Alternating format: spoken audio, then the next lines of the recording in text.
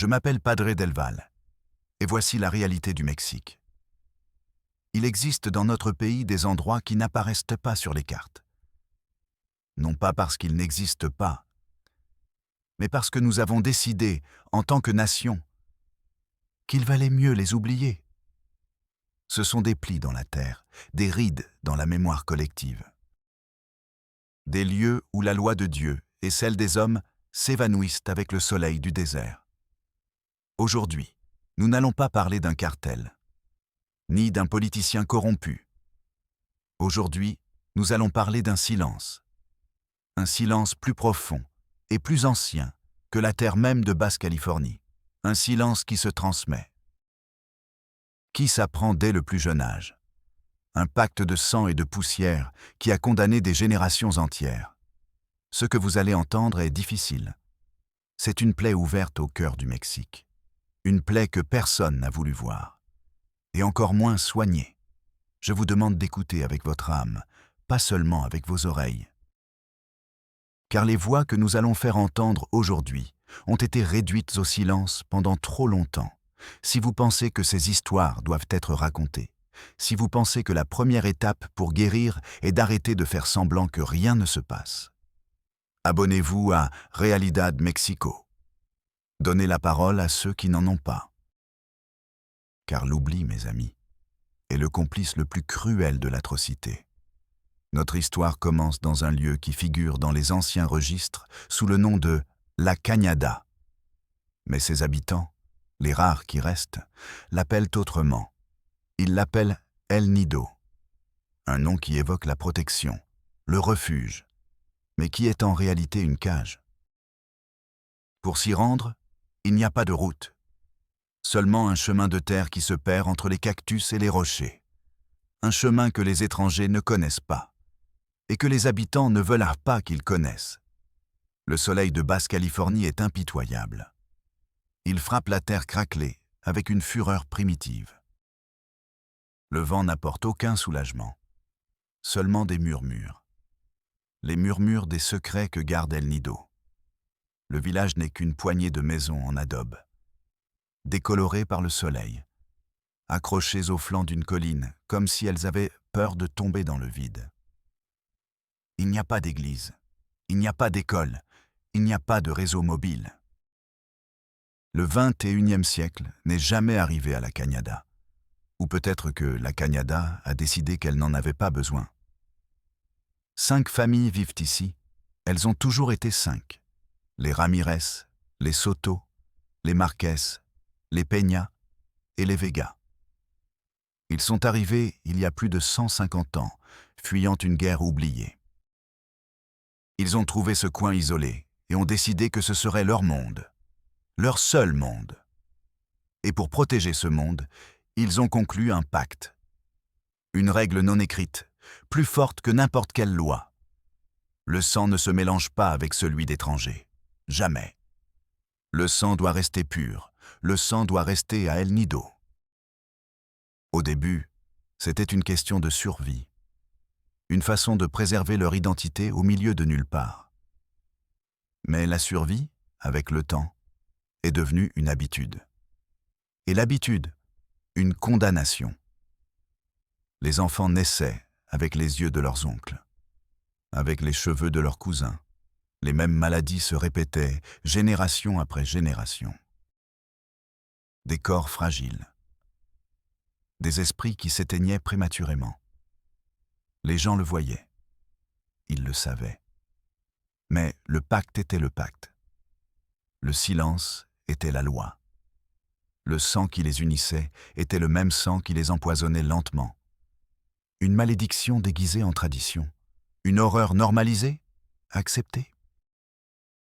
Un inceste systémique, silencieux, qui est devenu le pilier pourri qui soutenait toute la communauté.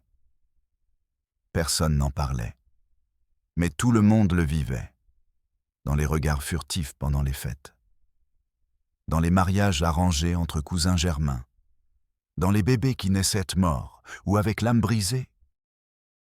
C'était le secret de Polichinelle d'El Nido, le fantôme qui dînait à chaque table, l'ombre qui se couchait dans chaque lit. et tout le monde faisait semblant de ne pas la voir. Jusqu'à ce que quelqu'un, de l'extérieur, décide de regarder. L'homme qui allait briser le silence n'était pas un prophète, ni un justicier, c'était un médecin. Il s'appelait Matteo Vargas. Il avait 26 ans et le regard clair de celui qui croit encore au système. Il avait choisi d'effectuer son service social dans les zones les plus oubliées de Basse-Californie. Il croyait que la médecine était avant tout un acte d'humanité. Il ne savait pas à quel point sa propre humanité serait mise à l'épreuve. Il fut affecté à une petite clinique à San Quentin, à 3 heures de route et d'oubli de la Cañada. Les premiers mois furent une routine faite de grippe, d'accouchement et de quelques ivrognes blessés à l'arme blanche. Mais parfois, dans la salle d'attente, il entendait des chuchotements, des murmures sur « les gens d'en haut », les gens du nid. « N'allez pas là-bas, docteur », lui disait l'infirmière, une femme burinée par le soleil et le temps. « Ce sont des gens à part. » « À part comment ?» demandait Matteo, tout en remplissant une ordonnance. L'infirmière haussait les épaules. « Ils vivent selon leurs propres lois, docteur. Les lois de la montagne. » Matteo était un homme de science. Il ne croyait ni aux lois de la montagne, ni aux superstitions. Il croyait au diagnostic, au traitement, aux preuves. Et la preuve lui est parvenue un matin d'octobre. On frappa à la porte de sa petite maison, à côté de la clinique. Des gens désespérés. C'était un homme d'El Nido, un Ramirez. Ses yeux étaient sauvages de panique. Sa fille avait du mal à respirer. La sage-femme du village ne savait pas quoi faire. « Elle est en train de mourir, patron », balbutiait l'homme. Matteo n'hésita pas. Il prit sa mallette. Le voyage fut une descente dans un autre monde. La camionnette de l'homme grinçait à chaque nid de poule de la route inexistante. La lune était un éclat d'os dans le ciel noir. Il n'y avait pas de lumière. Il n'y avait pas de poteau téléphonique, seulement des cactus qui ressemblaient à des fantômes aux bras levés. Il sentit un froid qui ne venait pas de la nuit. C'était un froid qui venait de la terre. Quand ils arrivèrent, le village était une bouche sombre, un silence dense, presque solide. Quelques lumières à l'huile clignotaient aux fenêtres. De l'une de ces maisons s'échappait un faible gémissement, comme celui d'un petit animal blessé. La maison ne comportait qu'une seule pièce. Elle sentait les herbes brûlées, la peur et autre chose. Quelque chose de rance. Sur un lit de camp, une fillette d'environ 5 ans luttait pour chaque bouffée d'air. Sa peau avait une teinte bleutée. Sa poitrine se creusait dans un effort terrible. Autour d'elle, la famille observait en silence. Ils étaient 4 ou 5. Et Matteo, pour la première fois, ressentit un pincement d'étrangeté. Ils se ressemblaient. Trop. La même mâchoire carrée, les mêmes yeux enfoncés, la même forme particulière des oreilles. Il se concentre sur la petite fille. Il l'examina à la lumière vacillante d'une lampe à pétrole. Les symptômes étaient clairs, mais en même temps impossibles. Un souffle cardiaque si grave qu'il était miraculeux qu'elle ait vécu aussi longtemps. Des traits faciaux qui lui rappelaient des syndromes génétiques qu'il n'avait vus que dans les manuels scolaires. Des maladies génétiques récessives. Des maladies qui apparaissent lorsque le sang devient l'écho de lui-même. Il pose des questions à la mère. Une jeune femme, âgée d'à peine 20 ans, au regard vide. Y a-t-il d'autres maladies dans la famille ? La femme regarda son mari, puis le sol. « Nous sommes en bonne santé, » murmura-t-elle. « Votre mari et vous, êtes-vous apparentés ?» demanda Matteo, avec autant de délicatesse que possible. L'homme qui l'avait amené, le père de la fillette, s'avança. Son visage se durcit. « Nous sommes d'ici. » C'est tout ce que vous avez besoin de savoir, docteur. » Cette phrase était comme un mur, froide, définitive. Matteo stabilisa la fillette du mieux qu'il put. Il lui administra les médicaments qu'il avait dans sa mallette. La couleur bleutée de sa peau commença à s'estomper. Sa respiration devint plus régulière. Il l'avait sauvée. Pour cette nuit-là. Mais pendant qu'il travaillait, il ne pouvait se débarrasser d'un sentiment étrange. Le sentiment d'être un intrus dans un rituel qu'il ne comprenait pas. L'air était chargé de secrets. Les yeux qu'il observait n'étaient pas remplis de gratitude. Ils étaient remplis de méfiance, de peur. Il resta jusqu'à l'aube. Personne ne lui offrit d'eau. Personne ne lui adressa la parole au-delà du strict nécessaire. Lorsque le soleil a commencé à peindre les crêtes des collines en orange, le père de la petite fille lui a dit « Vous pouvez partir maintenant. » Ce n'était pas une suggestion. C'était un ordre. De retour à sa clinique, Matteo ne pouvait s'empêcher de réfléchir. Il a ouvert ses livres de génétique. Les images, les diagrammes, les arbres généalogiques. Tout menait à une seule conclusion. Une conclusion si monstrueuse que son esprit refusait de l'accepter. Il commença à enquêter, discrètement. Il interrogea les habitants du village en contrebas sur les noms de famille d'El Nido, Ramirez, Soto, Marquez, Peña, Vega. Il découvrit que personne n'avait épousé quelqu'un de l'extérieur depuis au moins un siècle. Les registres paroissiaux étaient un labyrinthe de cousins épousant des cousines, d'oncles épousant des nièces. La réalité était un coup de poing. Il retourna à El Nido une semaine plus tard, sous prétexte d'examiner la fillette. Ils l'accueillirent avec la même froideur. La fillette allait mieux, mais elle était fragile. Pendant qu'il l'examinait, une femme âgée, assise dans un coin, le regardait fixement. C'était une Vega. Ses yeux, contrairement à ceux des autres, n'étaient pas vides. Ils étaient remplis d'une tristesse ancienne. Lorsque Matteo partit, la vieille femme le rattrapa à la porte.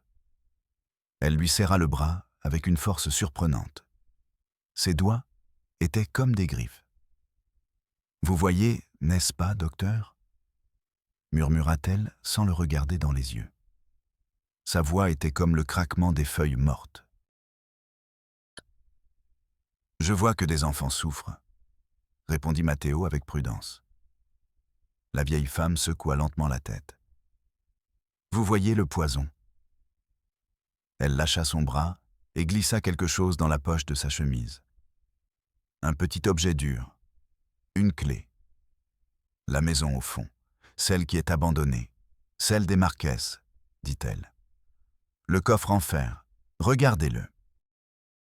Puis partez, et ne revenez jamais. Elle se retourna et disparut à l'intérieur de la maison. Matteo resta seul au milieu de la rue, en terre battue. Le soleil de midi tapait fort. Il sentait son cœur battre à tout rompre dans sa poitrine. La clé dans sa poche pesait comme une pierre.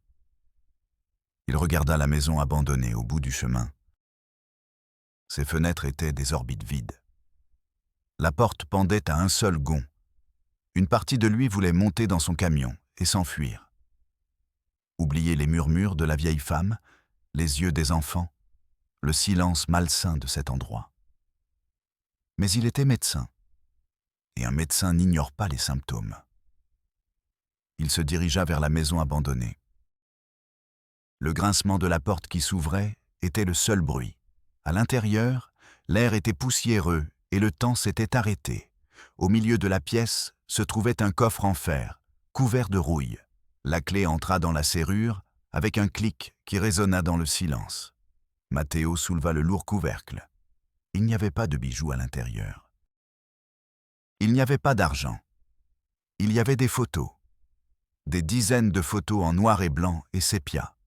Des mariages, des baptêmes, des fêtes et des albums de famille. Il commença à les regarder. Les mêmes visages se répétaient encore et encore.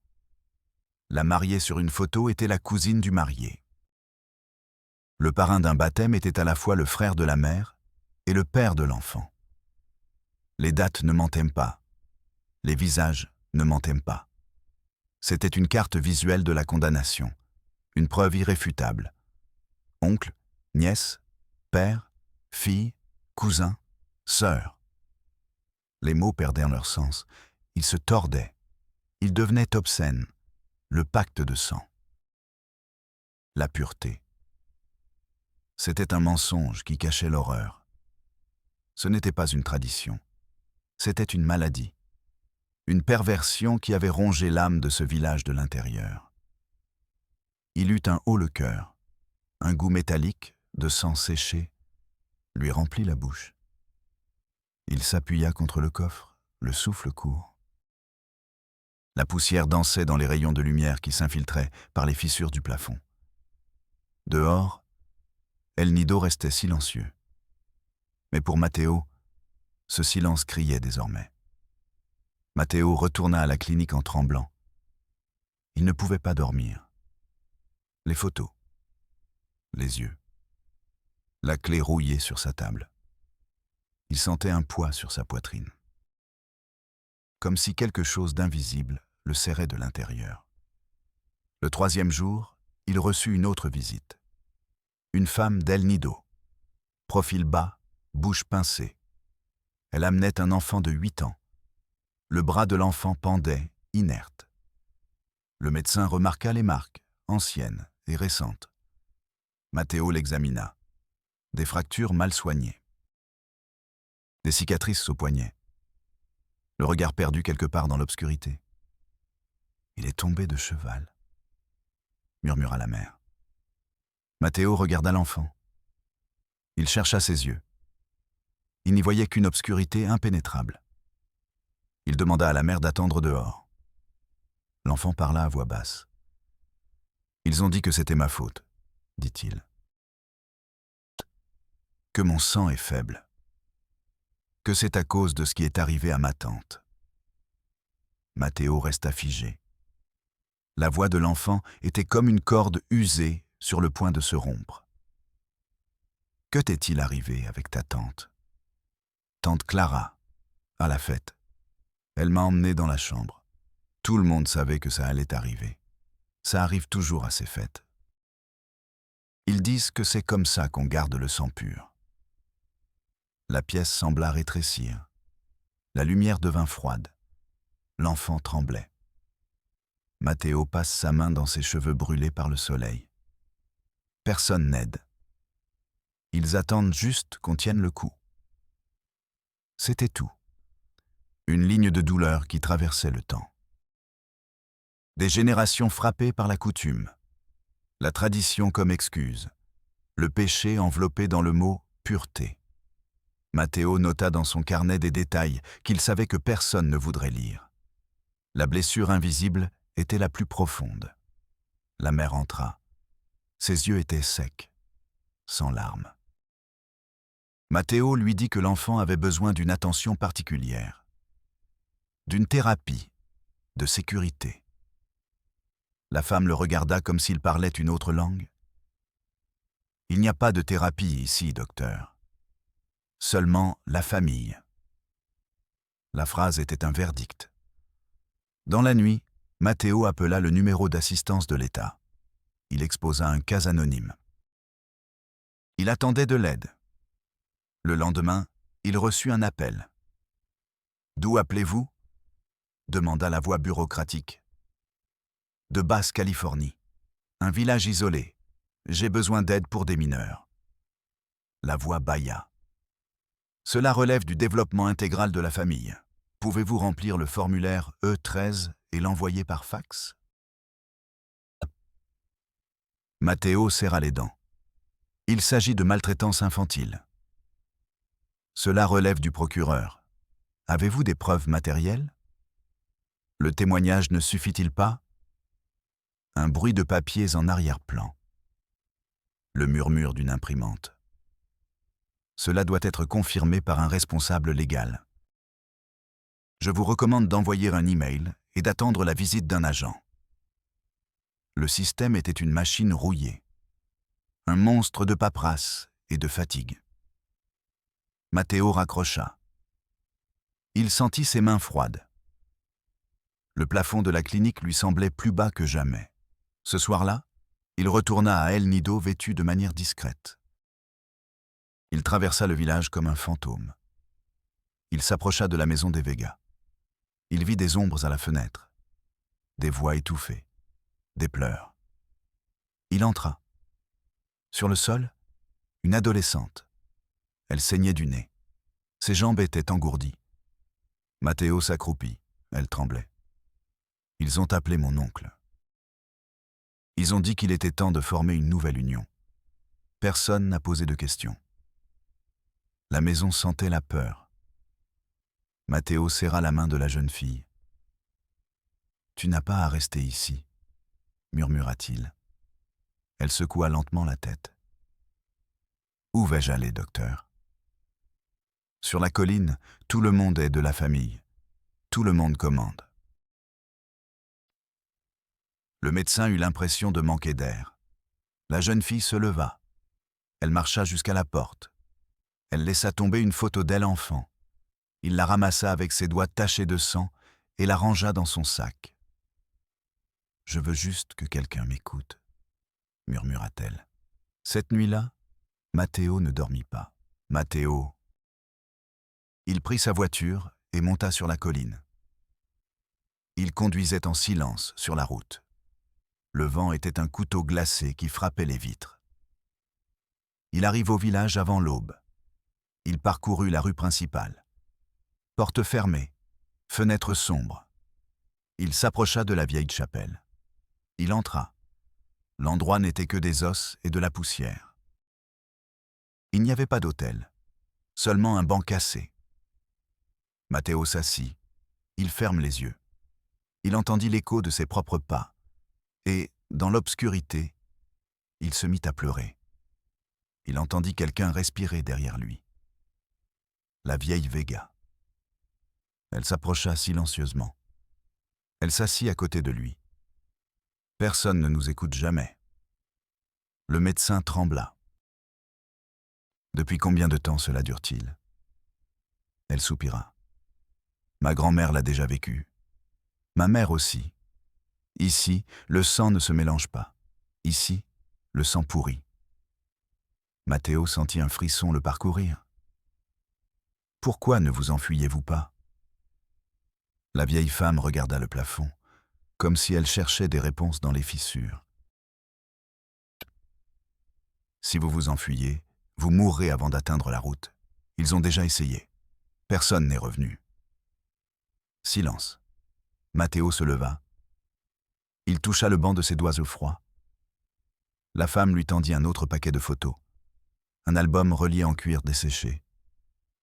Montrez-le à la police. Montrez-le à quelqu'un qui a encore un cœur. La vieille porte craqua. La vieille femme disparut à pas lents. Matteo sortit de la chapelle. Le matin était bleu et cruel.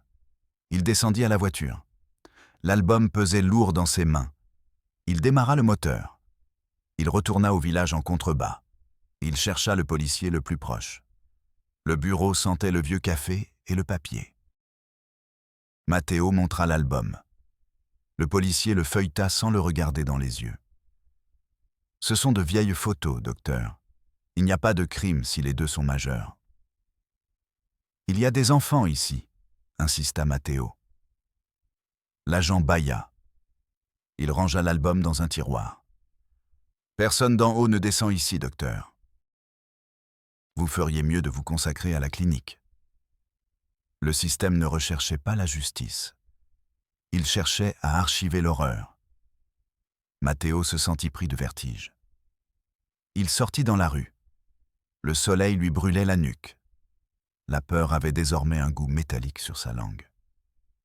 Il ferme les yeux. Il respira profondément. Il avait l'impression que la terre l'engloutissait. Il retourna à la clinique. Le téléphone ne sonna pas. Personne ne posa de questions. La nuit, les rêves de Matteo étaient fragmentés. Des enfants courant dans une prairie sèche. Des mains ensanglantées, agrippant des poignets tordus. Une table avec des familles qui ne peuvent jamais s'enfuir. Des yeux identiques, vides. Le silence. Chaque image était une gifle, une pause. Le bruit de sa propre respiration. L'horreur était toujours là, attendant. Toute horreur a une date de naissance, un moment dans le temps où l'innocence se brise, où une décision, petite et désespérée, plante une graine de poison. Pour El Nido, cette date était 1872. Les 5 familles ne sont pas venues sur la colline pour chercher l'isolement. Elles le fuyaient. Elles faisaient partie d'une communauté de ranchers qui a été massacrée lors d'un conflit foncier. Une guerre sale et sans nom, de celle que l'histoire officielle avale et ne digère jamais. Ils ont vu leurs voisins pendus aux mesquites. Ils ont vu leurs maisons brûler jusqu'aux fondations. Le monde extérieur n'était pas une option. C'était une condamnation à mort. Ils étaient guidés par un homme. Silvestre Vega, l'arrière-grand-père de la vieille femme qui a donné la clé à Matteo.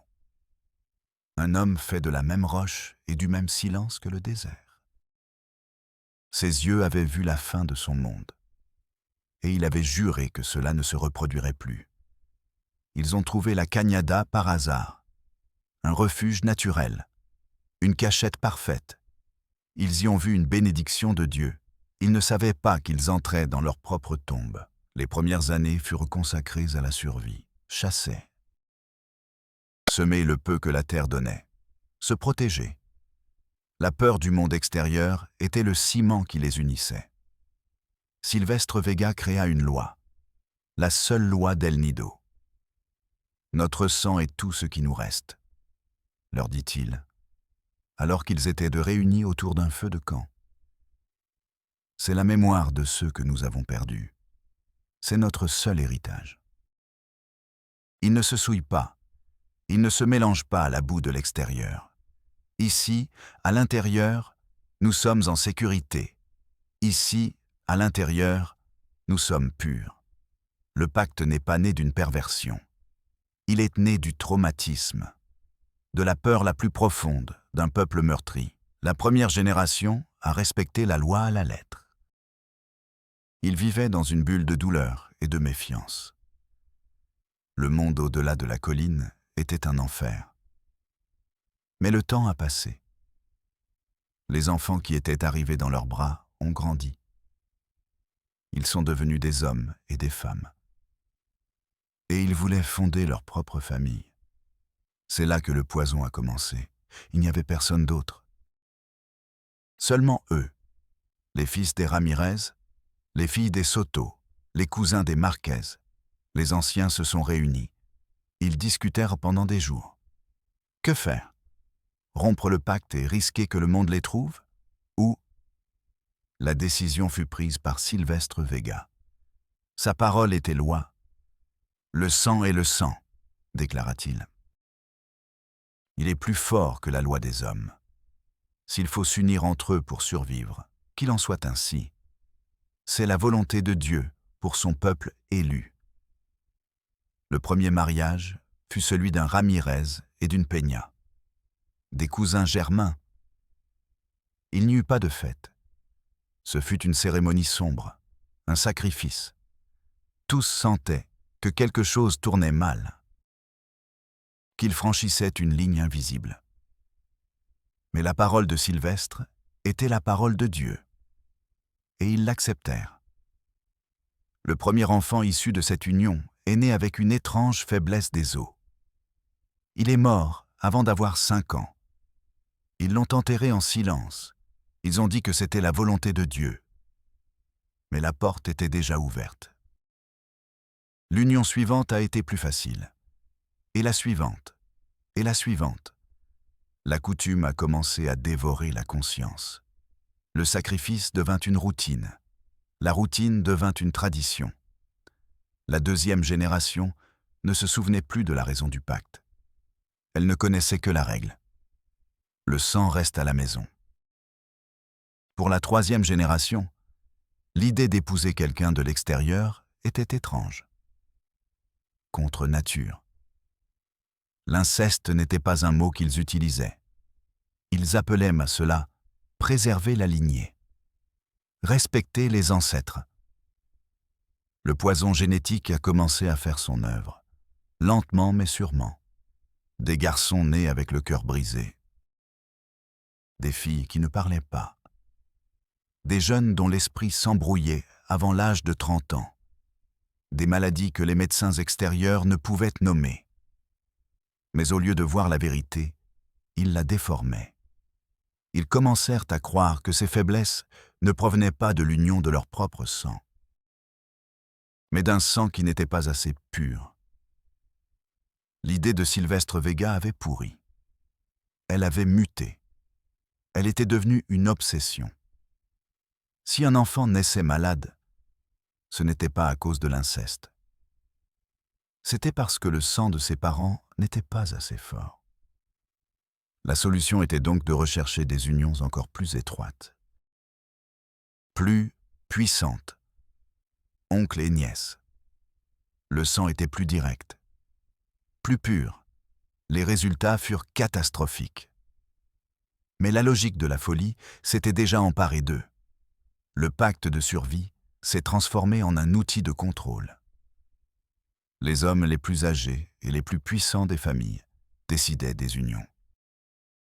Ils utilisaient la pureté comme excuse pour posséder les femmes les plus jeunes, pour réaffirmer leur pouvoir. La tradition est devenue une justification pour des abus systématiques. Le silence est devenu l'outil permettant de maintenir ce pouvoir. Parler contre le pacte, c'était parler contre les ancêtres, contre Dieu. C'était trahir la communauté. Ceux qui ont tenté de se rebeller ont disparu. Le désert les a emportés, disait-on. Tout le monde savait ce que cela signifiait. Les cris dans la nuit, les regards vides, les enfants qui jouaient sans rire. Tout cela faisait désormais partie du paysage. C'était normal. L'histoire de l'origine, le massacre de 1872, est devenue une légende floue. Une histoire pour effrayer les enfants et justifier l'isolement. Ils ne fuyaient plus le monde extérieur. Ils fuyaient eux-mêmes. De la vérité qui leur criait au visage à chaque enfant malade, à chaque jeune qui perdait la raison. El Nido n'était pas un refuge.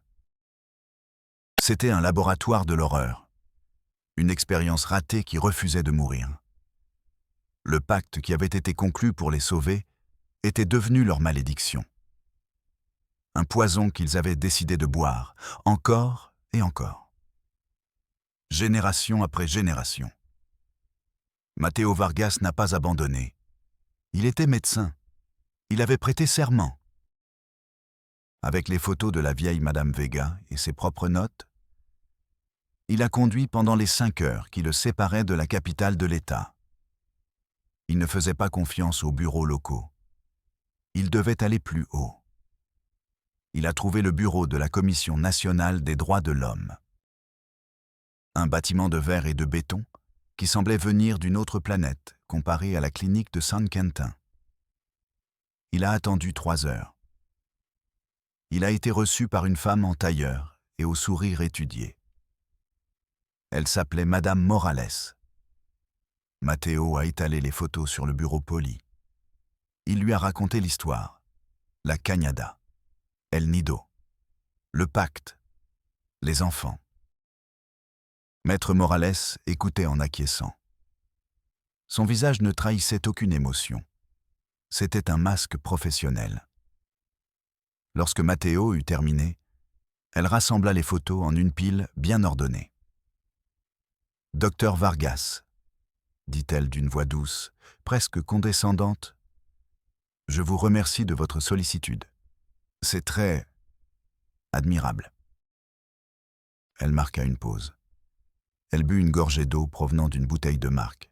« Cependant, a-t-elle poursuivi, ce que vous me présentez ici, ce sont des us et coutumes. » Matteo a senti un coup froid dans l'estomac. Des us et coutumes? L'abus systématique d'enfants est-il un us et coutume? L'avocate a souri. Un sourire sans chaleur. La loi protège l'autonomie des communautés autochtones et leurs traditions, docteur. C'est un sujet très délicat. Nous ne pouvons pas simplement intervenir et imposer notre vision occidentale de la famille. Ce n'est pas une vision, c'est un crime, insista Matteo, la voix tremblante de rage contenue. Des enfants meurent. Des filles sont violées au nom de la pureté. L'avocate Morales soupira, comme si elle expliquait quelque chose d'évident à un enfant. Pour agir, nous aurions besoin d'une plainte officielle. D'un membre de la communauté. En avez-vous une? Ils ont peur, dit Matteo. Ils les tueraient. Sans plainte, nous avons les mains liées, docteur. C'est le protocole. Le mot « protocole » sonna comme une insulte. « Je vais rédiger un rapport », dit-elle en tapant quelque chose sur son ordinateur. « Nous allons créer un dossier. Nous le transmettrons au service d'anthropologie pour une évaluation culturelle. » Matteo se leva. Il avait l'impression de suffoquer dans la climatisation du bureau. Le système n'était pas conçu pour protéger les victimes. Il était conçu pour se protéger lui-même. Il sortit du bâtiment, et le soleil du désert lui sembla honnête par rapport à la froide bureaucratie à laquelle il venait d'être confronté. L'asphalte brûlait. Il s'appuya contre un mur, sentant son pouls s'accélérer dans sa tempe. Le goût métallique revint dans sa bouche. Ce n'était pas de la peur, c'était de l'impuissance. Sa prochaine étape était le bureau du procureur général. Là, l'ambiance était différente. Ça sentait le café brûlé et un cynisme ancien. Il fut reçu par un commandant de la police judiciaire. Un homme corpulent, avec des taches de sueur sur sa chemise et un regard qui avait déjà tout vu. Matteo répéta son histoire. Il montra les photos. Le commandant les regarda avec un intérêt paresseux. Il s'arrêta sur l'une des photos du coffre. Un mariage? Une fillette d'environ 13 ans, voilée, à côté d'un homme qui aurait pu être son grand-père. « Putain !» murmura le commandant. C'était la première réaction humaine que Matteo avait obtenue de toute la journée. Mais ensuite, l'homme se pencha en arrière sur sa chaise, qui craqua sous son poids. « Écoutez, petit docteur, » dit-il, l'appelant par un diminutif qui l'effaçait, qui le rabaissait. Cette colline, c'est un nid de scorpions. Personne ne s'y aventure, pas même nous. C'est votre travail, répondit Matteo. Le commandant eut un rire sec, sans joie. Mon travail, c'est de maintenir la paix. Et monter sur cette colline avec des patrouilles, ce n'est pas maintenir la paix, c'est déclencher une guerre. Une guerre pour des gens qui ne veulent pas être sauvés. Les enfants, eux, le veulent, répliqua Matteo. Le commandant haussa les épaules. Pour atteindre les enfants, il faudrait passer par-dessus les parents. Et les oncles. Et les grands-parents, armés, prêts à mourir pour leur tradition. Il désigna une carte accrochée au mur, couverte de punaises rouges. J'ai des enlèvements ici, des homicides là, du trafic de drogue là. Mes ressources, il en sont limitées. Je ne peux pas gaspiller des hommes et de l'essence pour un problème familial qui couve depuis 100 ans. Alors, vous n'allez rien faire? Le commandant prit les photos et les glissa dans une enveloppe en papier Kraft. Il y écrivit « La Cañada ». « Je vais ouvrir une enquête », dit-il en faisant des guillemets dans l'air avec ses doigts. Cela signifie que l'enveloppe restera dans ce classeur jusqu'à ce que quelque chose explose là-haut. Ou jusqu'à ce que vous m'apportiez un corps avec une balle dans le corps. En attendant, c'est une affaire de famille. Matteo le regarda fixement.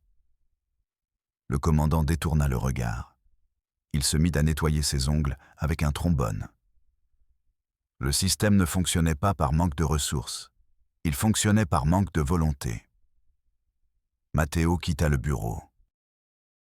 La frustration était comme une boule de feu dans sa poitrine. Il s'assit sur un banc dans le parc en face du bureau du procureur. Il regarda les enfants jouer. Il regarda les familles rire. Un monde normal, à seulement quelques heures de l'enfer. La clé de la vieille Madame Vega, le murmure de l'enfant aux bras cassés, le regard vide de l'adolescente. Il ne pouvait pas les abandonner. Il ne pouvait pas. Désespéré, il commit une erreur. Il contacta un journaliste, un reporter local connu pour ses articles sensationnalistes.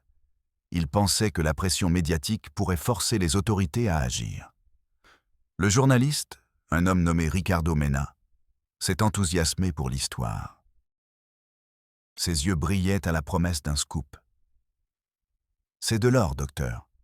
De l'or pur. » Matteo lui a donné l'information. Il a demandé l'anonymat. Il l'a supplié de traiter le sujet avec prudence, afin de protéger les personnes vulnérables. Mena acquiesça. « Ne vous inquiétez pas, docteur. Je sais comment gérer ça. » Une semaine plus tard, le titre fit la une du journal local et d'un site d'information en ligne. Le nid du diable, la communauté incestueuse de Basse-Californie. L'article était un désastre, exagéré, morbide, rempli de spéculations et de détails graphiques qui ne provenaient pas de Matteo. Il nommait les familles. Il décrivait l'emplacement de la cañada avec une précision dangereuse. L'enfer s'est déchaîné. L'histoire est devenue virale. Les chaînes de télévision nationales ont repris l'information. Les us et coutumes sont devenus un débat national. Les politiciens donnaient leur avis. Les experts s'exprimaient dans les émissions matinales.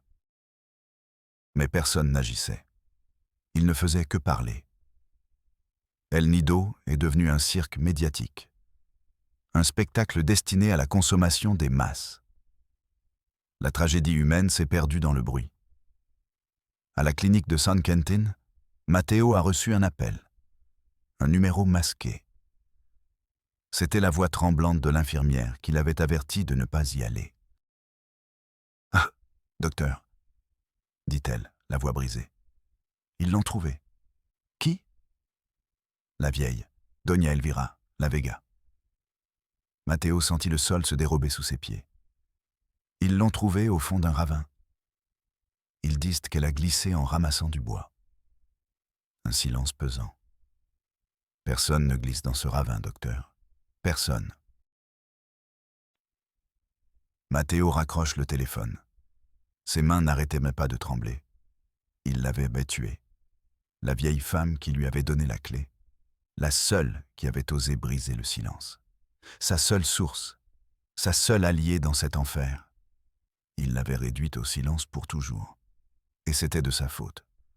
La culpabilité l'écrasait. L'air devint épais, irrespirable. Il s'assit sur le sol de sa petite maison. Le monde s'estompa. Les sons s'éteignirent. Il ne restait plus qu'un bourdonnement aigu dans ses oreilles. Le son de l'échec. Le son de la mort qu'il avait provoquée. 2 jours plus tard, une voiture officielle s'arrêta devant la clinique. 2 hommes en costume en descendirent. Ils n'étaient pas des droits de l'homme. Ils n'étaient pas du ministère public. Ils étaient du gouvernement de l'État, du bureau du secrétaire d'État. Leur message fut bref et brutal. « Docteur Vargas, votre service social est terminé. Mais il me reste 6 mois. »« C'est terminé », répéta l'homme sans expression. « Un billet de bus à votre nom vous attend pour quitter l'État ce soir même. » Nous vous suggérons de le prendre. Et l'enquête? Et les habitants d'El Nido? L'homme le regarda avec pitié. Il n'y a pas d'enquête, docteur. Il y a un problème d'image que vous avez créé. Un problème que nous sommes en train de contenir.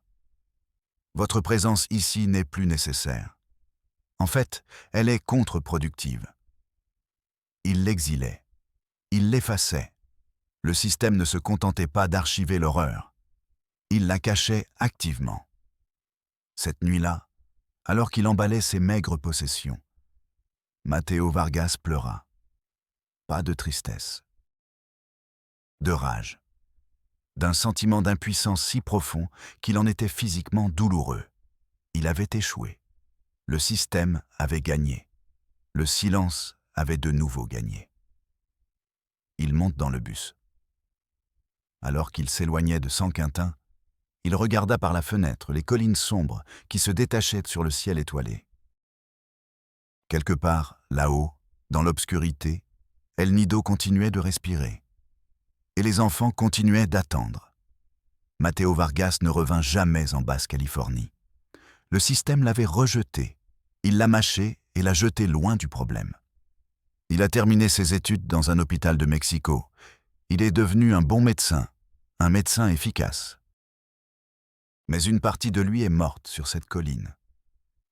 La partie qui croyait en la justice. Celle qui pensait que faire ce qui était juste suffisait. Parfois, pendant ses gardes de nuit, quand l'hôpital est silencieux, il se penche à la fenêtre et regarde l'obscurité, et il voit les visages. L'enfant au bras cassé, l'adolescente au nez en sang. La vieille Elvira Vega. Ce sont ses fantômes, le prix à payer pour avoir regardé. L'histoire du nid du diable a disparu des médias aussi vite qu'elle était apparue. Elle est devenue une anecdote, une légende urbaine de plus dans le Mexique profond. Un autre dossier classé dans le tiroir des horreurs oubliées. La Commission des droits de l'homme a publié un rapport quelques mois plus tard. Un document de 100 pages rempli de langage anthropologique et sociologique. Il concluait qu'il était nécessaire de mener une enquête plus approfondie et d'instaurer un dialogue interculturel. Rien n'a jamais été fait. Le procureur a officiellement clos l'affaire pour manque d'éléments. L'enveloppe en papier craft contenant les photos et portant l'étiquette « La Cañada » a probablement fini à la poubelle. El Nido est retombé dans le silence. Le pacte, menacé pendant un instant, est devenu plus fort, plus brutal. La mort d'Elvira Vega a été un avertissement pour tous ceux qui auraient songé à parler. Le passage bref et bruyant du monde extérieur n'a fait que renforcer leur conviction. Dehors, il n'y a que danger et trahison. La porte que Matteo a tenté d'ouvrir s'est refermée avec fracas, et ils ont ajouté des verrous supplémentaires. Les enfants d'El Nido continuent de naître avec les yeux de leurs oncles. Ils continuent d'hériter d'un poison qui n'a pas de nom. Ils continuent d'apprendre que le silence est le seul moyen de survivre. Ils continuent de disparaître dans la tradition. Il n'y a pas de fin heureuse dans cette histoire. Car ce n'est pas une histoire.